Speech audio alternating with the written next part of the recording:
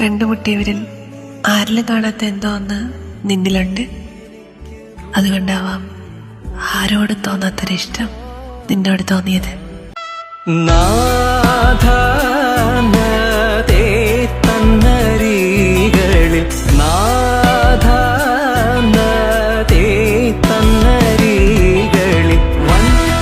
തകർക്കും പിഴച്ചു നടക്കും അവന്റെ മുടികൾ, തലയെ തകർക്കും പിഴച്ചു നടക്കും അവന്റെ മുടികൾ. മൂടിയ നെറുകയെ തന്നെ മുടിക്കും ആദിനാഥനോട് ചെയ്തതാ മനുഷ്യൻ.